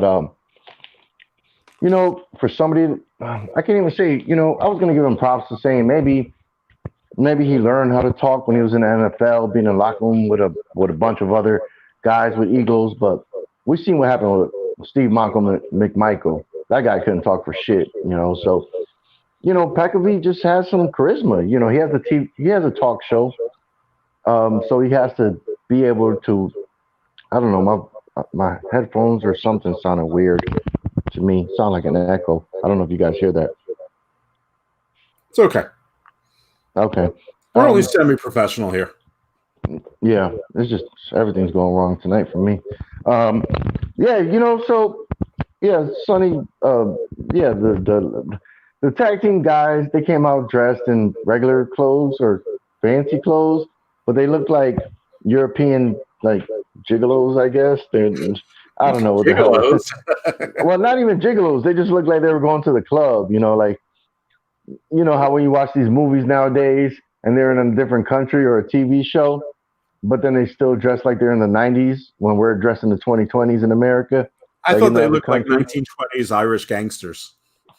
But yeah, they're not even Irish. That's the same. In their country, they just have oh, look at these cool pants, and oh, I got this nice little shirt. So yeah, look at me, I look cool. And it's like, no, dude, you're like 30. That shit look like 30 years out of date. But yeah, it was surprising that the Undisputed Era wasn't there. But I guess that's what NXT has to do right now because, Adam Cole was big. He lost the match. He lost the title match, and then it's like you can't really bring him back to TV again because then you have to do something with him. So you got to kind of hold him back. The same thing they're doing with a couple other guys on the roster. It's like you can't have them all there because then it's like eventually these guys are going to have to be like, well, give one of these guys the heavyweight title. If you guys used to have them there, they need to be doing something. I don't understand why the other guys weren't there. You said it, maybe because they got beat last week. That's why they didn't show up. But Pete Dunne was the highlight for me. Yeah, he came out, and Pete Dunne's a small guy, but he came out looking shredded. I guess the COVID thing, he just trained. I guess all he did was just, make gains in the gym because Pete Dunne's looking good. And for him to be joining with these guys, that's a bonus because a lot of people like Pete Dunne. I love Pete Dunne. And that was another guy that we were going to talk about maybe next week when we do our list thing. But yeah. Pete Dunne was a surprise, and I'm happy to see him back. Yeah. All right. Paymaker, any thoughts? Anything to add? Well, I mean, to me, it was obvious why Kyle was the only one there, given last week how Roderick and Bobby Fish were taking it out of the tag team match. While it does stretch a bit of belief that they should have recovered and been there this Wednesday, but at the same time, it was never really stated on commentary what part of their body was hurt. It was just more they were attacked and taken to the hospital. They left a lot of that out to the ether, so that is a mark against them. But at the same time, I like how with Pat, he was explaining that he even pretty much explained why. I mean, of course, obviously, this is NXT trying to make good of a bad situation that happened after with Rich Holland getting hurt. So I like how Pat McAfee pretty much explained after his takeover against Cole. He's like, I'm not coming back to deal with him. I got my own business. I got a YouTube channel setting up. I got another sports show setting up. So he's laying out all of this stuff for him to say why he to explain how he reaches out to Ridge Holland. And I like how he does build Birch and Lorcan as at first it's like he approached them with money. They're like, no, we can't be bought. I respect your honor. And then after they lose to Undisputed Era, they go, you know what? He treats it like he's a sports agent trying to sign talent to his club or to his team. That's how Pat McAfee was going off of it. He was going off as if he was trying to sign the hottest talent. That's why I liked how when he said wanted a car, that looked to me like that looks like a college scout wanting to see what trying to sign a college kid to their university. Yep. And Lorcan and Birch, it felt like, okay, what can I do for you guys in order for you to join me? and what I love about Pete Dunne's reappearance, he said nothing. He was just there to do business. It brought back to when Pete Dunne started off during the NXT during the UK tournament when they were really building, hyping him up. You know, for the tournament to crown the first UK champion, which went to Tyler Bate. But with Pete Dunne, though, I mean, Jesus Christ, the dude looked like he dropped some weight, but then regained all that in muscle. Because that dude looked like he just stepped out of a fucking I don't know, a gym, or like he recently just came out of the gym. That's what I'm trying to say. Like he's got all of that definition from his jawline all the way around his shoulders and his pecs. I mean, Christ, the fact that he gives that dead man stare from the entrance all the way to the ring shows that guy was giving you nothing. He was not telling you what he was going to do. He just had those two chairs. And then, of course, afterward, they start beating him down. I actually don't mind that. I actually don't mind them beating down Kyle O'Reilly because now there is a legitimate storyline to why Cole, Fish, and Roger, why the Undisputed Era are not going to immediately go back for gold. I mean, I'm pretty sure with Lorcan and Burch as champions, as tag champs, it's inevitable. But let's just say Cole and O'Reilly want to go for singles championship. Pat McAfee and his gang are going to be the reasons why, most likely in future storylines, it's not going to be possible. So at least Undisputed Era will be busy, possibly to the end of the year and maybe next year. Yeah, and you know these guys work together. It's three no nonsense bruisers. The only thing I'm wondering about, and obviously it's scripted, so I'm wondering where they're going to go with this. But it's clear that they're going to do a injury angle on Kyle O'Reilly. So I mean I imagine he's going to have to fight through that injury because they can't possibly put another main person off the air for any number of weeks. So we'll have to see where that goes. Anyway, the I think the final match or the last match was the women's title match. Yeah. It was Candice LeRae coming in a homemade costume to the challenger, and Poppy sang or lip synced Io into the ring. That was a sort of cool, sort of awkward segment, but it was okay. Ladder matches are interesting things, and they have some really infuriating moments. And this one had some really infuriating moments, especially since the women aren't as strong as the men. And so when they're pushing on the ladder, it doesn't necessarily move so that you sense that fear or that they're going to fall. So you have sort of these awkward time where it doesn't look like anything's happening, but you're supposed to sell it. And there was a point where I just don't understand why, if Candice knows she's going to fall down one way or another, why she just didn't jump and grab the belt and fall down with it and take that bump. Nevertheless, that aside, which is sort of hard for me to get by, but that aside, I still think it was a good match. And I think that probably most other people enjoyed it without my nitpickiness. Io won and retained the belt. So the power couple is not quite a complete power couple. It's still just one of them and with power at this moment. So thank goodness for that. But those are my thoughts on that match. Paynemaker, why don't we start with you? See if you have anything to add to this one. Not much. That I do agree with the setup of the table, ladders, and scares match. I was thinking this was going to be more of a creative match to where Candice and Io would be using the ladders, tables, and chairs in a more creative sense. They wasn't going to try to do those little intense moments of, climb up on a ladder and then maybe push off to the side. I mean, I liked how in the start it was just more of rush up the ladder, but then they just grab each other down. I liked how it was just more of you're not getting the belt. And the big story that commentators were definitely giving us was Io, even though she was looking to win, her main goal was to hurt Candice. As you can see with the contraption, the chair contraptions that was set up there. I mean, first there was the pile of chairs, and then she uses a fold-out open chair in order to do kind of like a brain buster onto Candice LeRae. Or I know Candice was setting up like a ladder bridge with the commentary desk in the ring, but even that had enough. That even that came into play later on like towards the end of the match. I mean, there were some moments where some spots where like they shouldn't be trying to play this off as if it's a power move between the two ladies.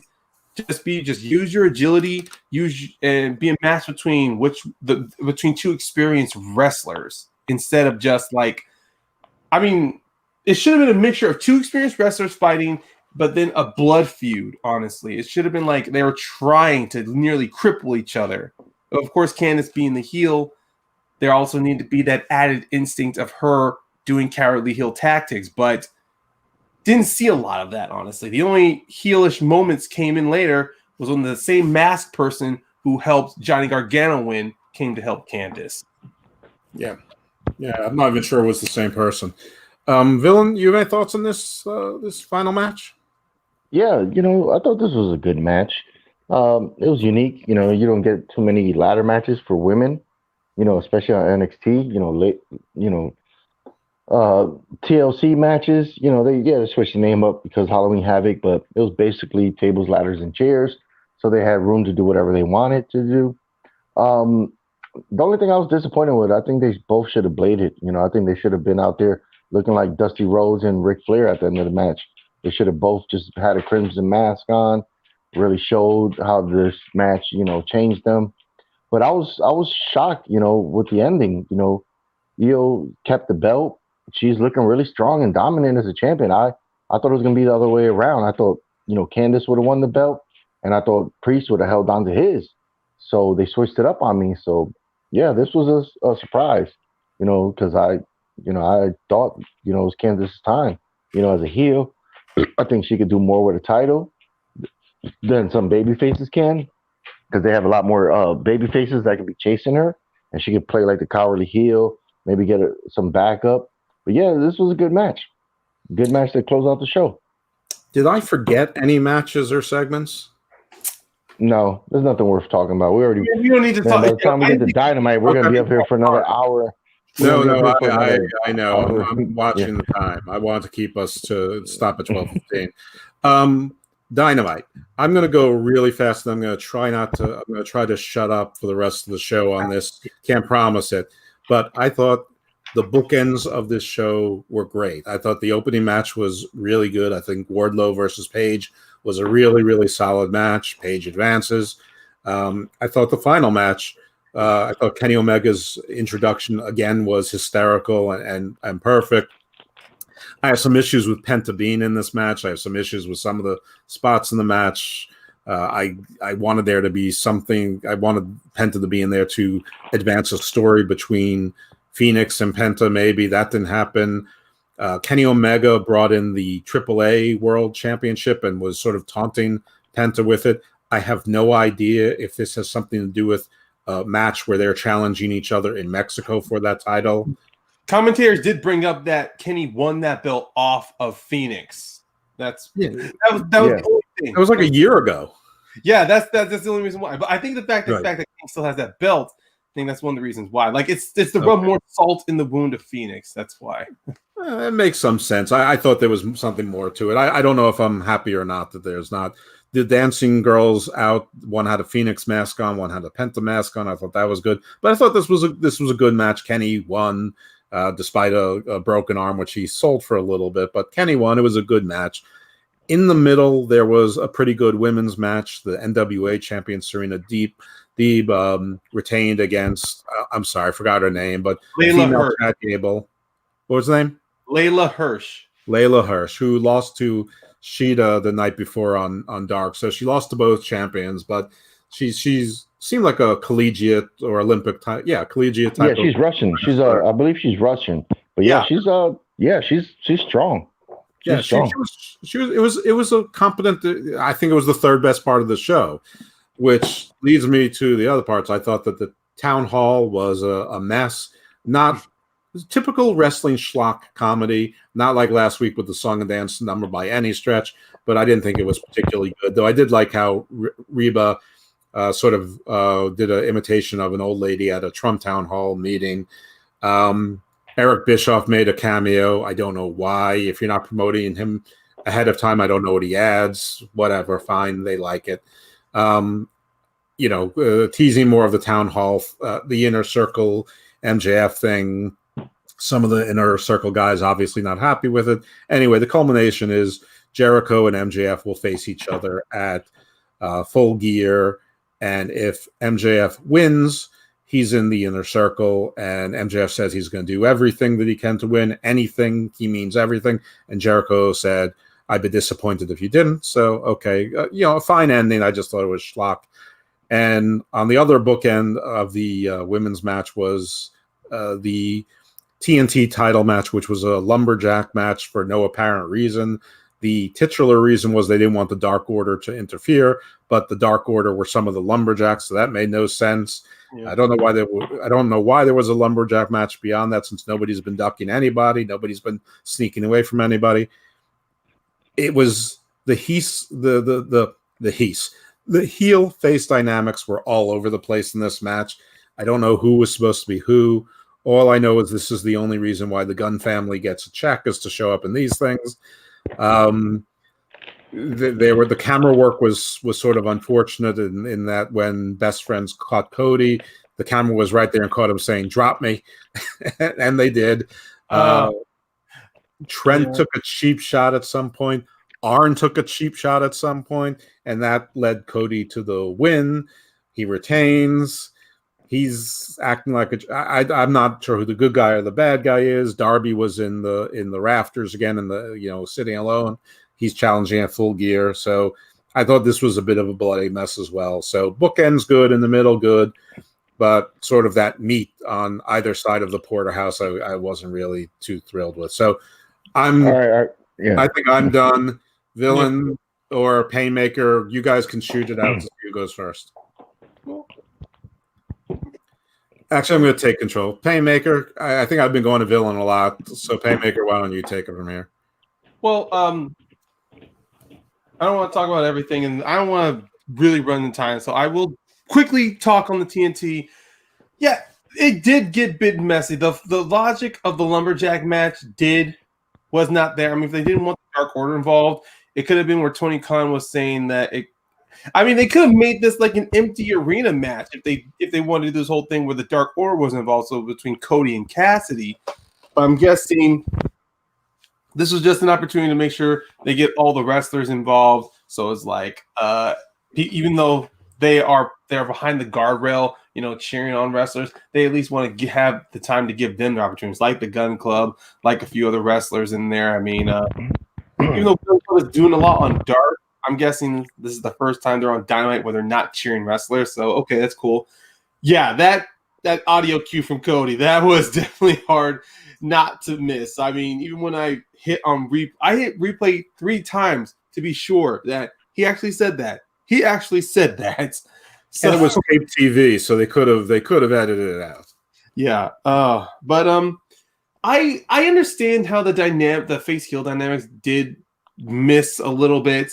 I mean, for me, I like the idea that there's shades of gray in certain areas in wrestling, but when it's executed properly, and it did feel like it was not executed well because it looked like they were doing this on the fly, like with the Best Friends of Cody's drop, like when Trent decks Cody, and then the same with Arn later on. It felt like they were trying to add, pun intended, a mixture of color into this match to where things just start bleeding out. Like Cody, even though Cody says he's not turning or anything, but you can clearly see that show off arrogant side of him showing up to where Arn Anderson gets pissed off.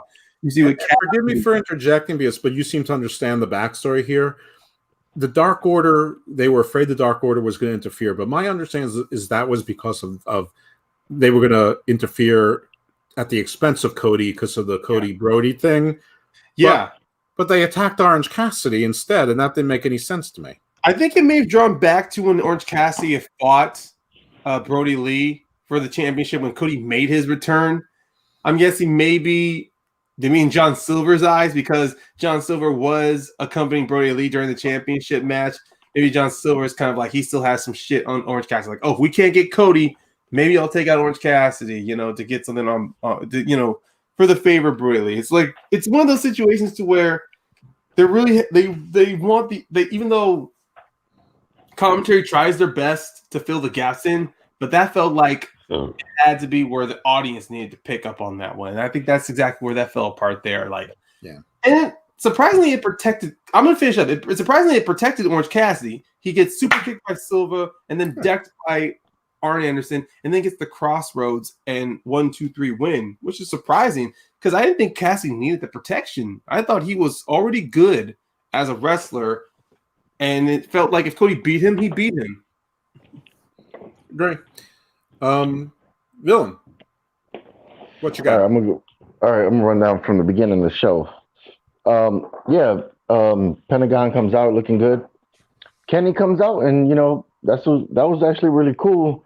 When he looked at the shirt and you seen the title, showing like, hey, I'm still a champion in Mexico. I'm still the heavyweight champion in Mexico. So that was pretty cool. And then it could have been like mind games, like, hey, look at Pentagon, I got a title from your home, town, and you don't have a title. The match was good. All these matches were predictable as hell, and the numbers showed it. A lot of people watched NXT instead of, AEW this week. So if I was Tony Khan, I'll go in panic mode and probably fire a couple people, to just try to save at least $200,000 this week because, you win 10 to 12 weeks in a row, and then now you lose, and if you lose next week and the week after that, then all this funny haha shit needs to start changing. But yeah, they had a good match. Pentagon was able to do the arm break kind of thing. But then even after that, the match didn't even go on that long. So Kenny still used the arm to do the chop. And then, these moves that they do now in wrestling, that they're fun on the indie shows, where it's just like a hardcore crowd where, a guy gets super kicked in the face, but then Kenny's still standing up. And then, Pentagon goes, the ropes come back. Then you hit him with the knee in the face. And then you put him one wing angel. And then, you win the match. Very predictable. Then after that, we had what we had the female matches. I know a lot of people were in uproar. I still like the women's division in AEW. I know sometimes they should get more time. One women's match a week is not going to cut it, in my opinion. But yeah. So you got a new champion that nobody knew about until like the day before, so this was really weird, no train's going by. Yeah. So you have a new champion that's not even from your company, so you have the NWA champion is by Gibbs, right? Her last name is Gibbs. Gibbs. Yeah. And then, but the problem is she's been signed with AEW. And we've barely seen her wrestling in the last 2 months. I don't even remember the last time I seen her wrestling on AEW. So out of nowhere, we're supposed to care about this chick again. That now she has a title and she's fighting a guy. She's fighting a female that maybe 65-70% of the people don't know who she is because they didn't watch Dark. And I watched Dark and I watched her match and I thought she wrestled really well against Sheeta. And Mero was on commentary, and Mero was hyping her up, and Mero made it feel like it was a legit match.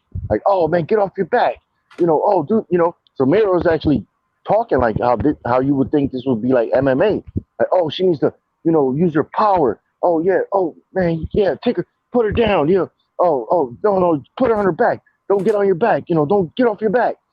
And then the next time we see her, or the next time I see her, she's on Dynamite in a title match for a title that's not even part of AEW, and then she loses to a chick that we haven't seen in 2 or 3 months. So I'm kind of like, what the fuck is going on? Like, and then everybody online is like, oh man, the shit on the AEW title, women's title, because we don't see Sheeta wrestling on Dynamite, which I agree with that. So this was a clusterfuck for me, no logical sense at all. And then after that, yeah, we have the town hall meeting, and I don't know. Yeah, I think it was a waste of time. I don't know why you're going to fly Eric Bischoff in there, because you probably paid to fly him in, and then you got to pay him to be there when you don't even tell people. Like you could have said last week, like, hey, Eric Bischoff's going to be here. Maybe you could have got 20,000 more people to watch. Maybe that could have got the numbers closer. but you didn't. So Eric Bischoff shows up. He's not even there that long. Waste of fucking money, you know. I like the Sammy and Ortiz, being kind of like talking shit to MJF. Wardlow wasn't there. Oh yeah, yeah, Wardlow wrestled anyway. But yeah, so and then we get a Jericho just telling him straight off jump, like, "Oh, hey man, the one thing you didn't do, you haven't beat me yet." So now we got a heel versus heel match at a pay-per-view, and I think this is where Jericho maybe puts him over, and maybe Jericho turns face because he's been heel for a year now in the AEW. Do you think the Inner Circle turns on Jericho at the show at the Full Gear? Or is that going to come later? I don't know. I mean, if they do, it's going to be stupid. MJF could talk, but he's not Jericho. So you're going to have a leader that hasn't won shit. So now you're going to bring in another guy that's super young, but has never won a title in his life. That's going to be your headline. When you have Hager there, that's been a former champion, been a former two. Didn't he win the ECW title too? So he's been a champion. US title and the big gold belt. Yeah, so he's been a former champion. Like, he's got accolades. So now you're gonna have. Well, is he gonna follow him? I think if they do something, I think it's gonna be a split. I don't think they're gonna be called Inner Circle no more, because I think Hager is probably gonna leave with Jericho. But that's gonna suck, because the way the dynamic looks right now is Pride and Powerful. Are they gonna just doing a con right now? Because then we got a match next week. So you're gonna have Ortiz and Santana versus MJF and Wardlow, which is great. I'm looking forward to that match. Like, that's the only thing about this whole week that I'm like excited for AEW. Is like, oh, we got a confirmed match that I want to see. 1 second though. Did you agree with me on this, that it's strange that it's Guevara and Ortiz and not Ortiz and Santana? Yeah, it is strange. That's what I'm saying. It's like, so the dynamic is weird because, like, this is one thing I never get about wrestling, because this has always been like illogical. So if you're going to turn on somebody, but you're going to have a match that you're going to get your ass whooped in a match just to join the guys that just beat you in a match, so even if these guys, if it's going to be Santana and not Santana, because Santana's with Jericho, he's down for having MJF in, but Ortiz and Sammy are not. So where's the turn going to come? Like, are they all going to be like, ha, yeah, we all tricked you. But yeah, Wardlow's going to beat the shit out of you guys next week. So, like, I don't get it. Anyway, so we'll see what happens next week. I hope it's a compelling match. If it's not a compelling match, then it might tell a story.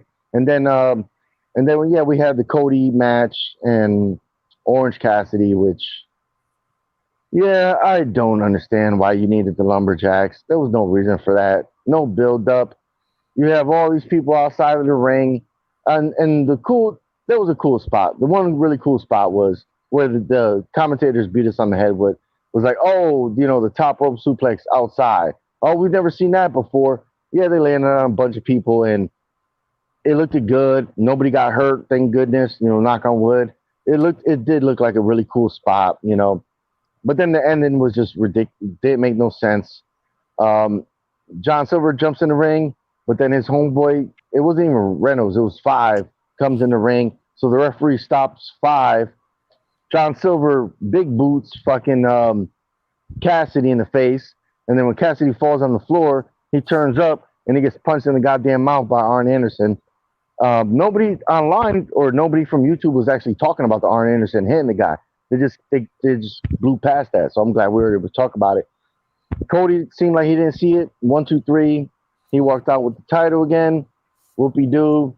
Yeah, and we're seeing fucking Darby Allin in the rafters. Okay, what's next? Yeah, there were 2 other segments in the show. One, we had Sean Spears beat somebody and then pull out Scorpio Sky, setting that up. And then the other was the Young Bucks and FTR interview with, I think it was Excalibur. But yeah, it was Excalibur. Yeah, it was Excalibur's ass. I don't know. The Bucks were overacting, and they've won a tournament to get this title match. They're in the title match. There doesn't need to be any incentive, and they throw out the same stipulation that Cody did last year within 1 calendar year for absolutely no reason. At least Cody did it to induce Jericho to get the match, I think. But the Bucks already earned that match. So if they don't win, and I'm not sure if they said if they don't win the titles or they don't win, they will never challenge for the titles again. So, I mean, I don't know. It's just another unnecessary, illogical stipulation. So I didn't forget it. I just want to save what I thought was the worst to last, because I actually did think this was, I thought this was terrible, except to the extent that FTR said, if you're not going to ask us any questions, we're out of here. That made sense. That was how real people would act. Yeah. All right. Yeah, let's talk about this real quick then. Yeah, so Sean Spears is another guy that we'll talk about probably next week. Another guy that fell off. This dude last year, he fought Cody Rhodes at a pay-per-view, and then now he's barely on Dynamite. And then he had this bullshit match, and then Scorpio Sky comes out and attacks him. I don't care. Nobody cares. All right, next.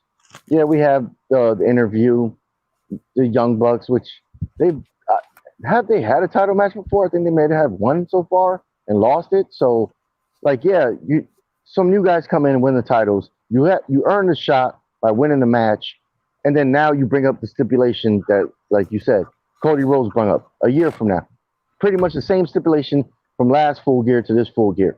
Why? It makes no goddamn sense. Oh, if we lose to you guys, we'll never challenge for the tag team titles. What the? Nobody fucking cares. Like, why would you bring that up? Right, Like, you bring that up if you to the match. lose and you want a second shot. Then you bring it up. That adds none to the match. The match was already built as a dream match. Mm-hmm. You know, the dream tag team match. You got FTR as the champions versus the Young Bucks. You know, the most acclaimed tag team guys from the last 6 years. This is a dream match. Now you guys just ruin it with the stipulation. So it's like, okay, what's gonna happen here? Like, it makes no damn sense, man. That's when Tony Khan should have been like, no, we did this already. They don't make no damn sense.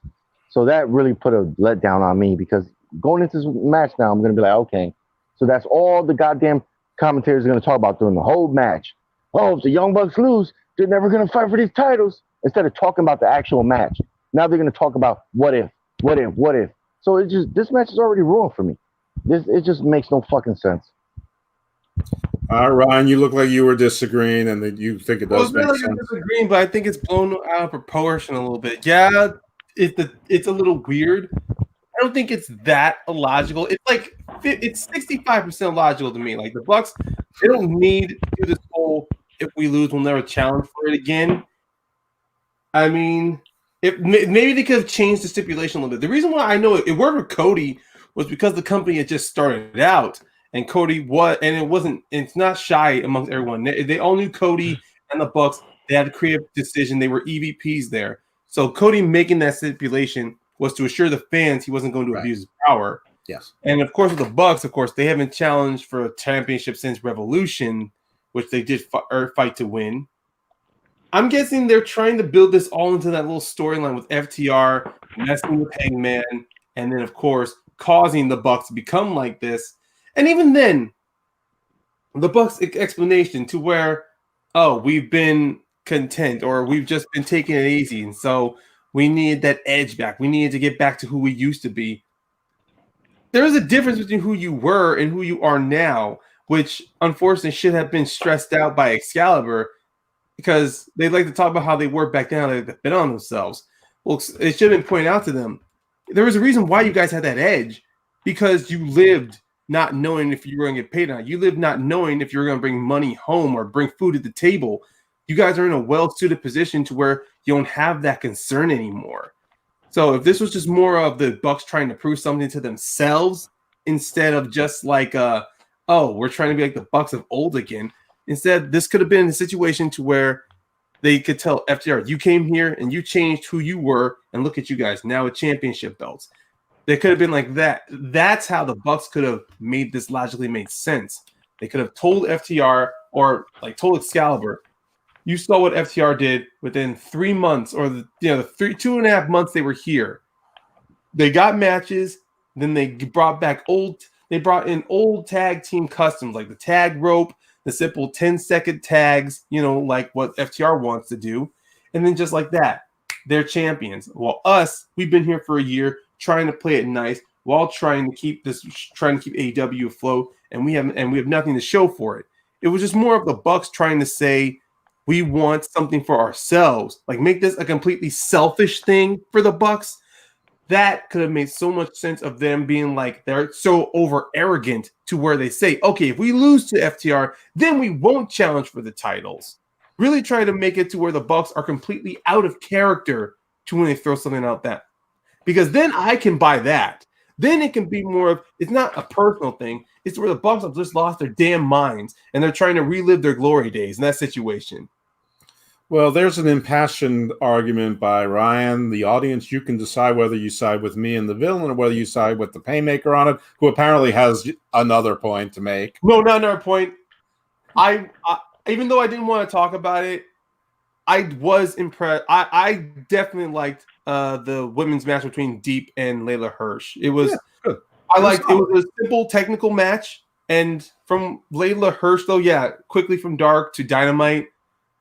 It looks like from her background alone and the way she was able to mix her collegiate background to using technical and power moves against Serena Deep, it looks like she might have. It looks like there's some. I feel that there can be some plans for her because if you look at her, she's got like that power body.